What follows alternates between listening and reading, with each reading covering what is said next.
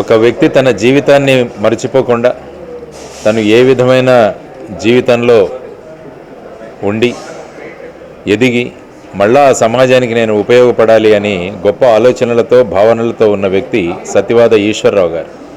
ఆయన నాతో మాట్లాడుతూ, నేను ఒక అనాథగా పెరిగాను సార్, అనాథగా పెరుగుతుంటే ఏ విధమైన కష్టాలు ఉంటాయో నాకు తెలుసు, కాబట్టి ఆ విధంగా పెరిగిన నేను మళ్ళా సమాజానికి ఉపయోగపడాలని చెప్పేసి ఒక చారిటబుల్ ఫౌండేషన్ను ఏర్పాటు చేసి దాని ద్వారా అనేక కార్యక్రమాలను ఏర్పాటు చేస్తూ ప్రతి ఒక్కరికి సహాయపడాలి, ప్రతి ఒక్కరి జీవితంలో మనం భాగస్వాములు అవ్వాలి, కష్టాల్లో ఉన్న జీవితాలను సుఖమయం చేయాలన్న ఒక గొప్ప సిద్ధాంతంతో వారు ఈ చారిటబుల్ ట్రస్ట్ని ఏర్పాటు చేయడం, సతివాద యశోద అరుణ్ రాజ్ నూతన్ చారిటబుల్ ట్రస్ట్ ఏర్పాటు చేసి every little smile can touch అన్న ఒక శీర్షికతో ఆయన ముందుకు రావడం, మన విశాఖపట్నం కాదు ఇంకా అనేక ప్రాంతాల్లో వారి సేవలను విస్తరిస్తూ వారు చేస్తున్న కృషిని నేను అభినందిస్తున్నారు.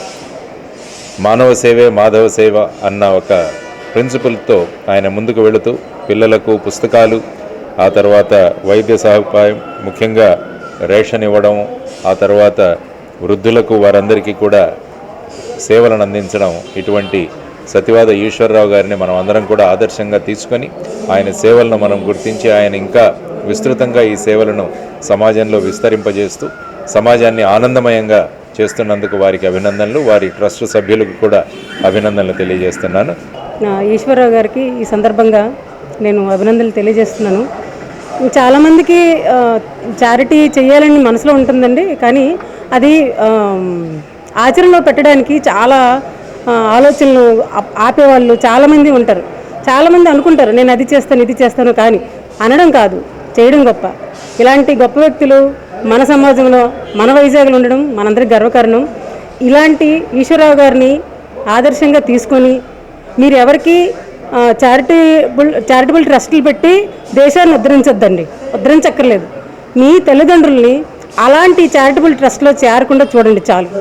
అదొకటే మనం ఈ దేశానికి, మన కన్న తల్లిదండ్రులకి, ఈ సమాజానికి ఇచ్చిన పెద్ద బహుమానంగా నేను భావిస్తున్నాను. Thank you so much. Eswararao Arun Raj ఇంకోసిటీ నూతన్ సేవా టెస్ట్ గతంలో హైదరాబాద్లో చేస్తాము, విజయవాడలో చేస్తాం, రాజమండ్రి చేస్తాం, ఇప్పుడు ప్రజెంట్ వైజాగ్ చేయాలని చెప్పి మనస్ఫూర్తిగా కోరుకున్నాం. వచ్చిన శాలరీలోపే సగం శాలరీ 50% దాన్ని కేటాయిస్తున్నాం. ఎందుకంటే నేను ఒకప్పుడు అనాథగా పెరిగాను. ఒక సిద్ధుల హోంలో అనాథగా పెరిగిన తర్వాత ఆ కష్టాలు ఏంటో, ఇరుకులు ఏంటో, ఇబ్బందులు ఏంటో బాగా తెలుసు. దాని గురించి ఏంటంటే పబ్లిక్ సర్వీస్ చేయాలని చెప్పి ఆలోచించి నాకు వచ్చిన ఫండ్స్లో పంచుదామని చెప్పి 50% నేను అనుకుంటున్నా.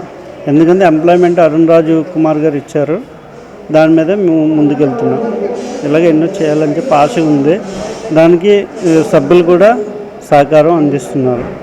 శ్రీను కానీ, ఇక్కడ సతీష్ కానీ, లేకపోతే మనోజ్ కానీ, రాజు కానీ, ప్రసాద్ కానీ, వీళ్ళందరూ కూడా సభ్యులుగా ఉన్నారు.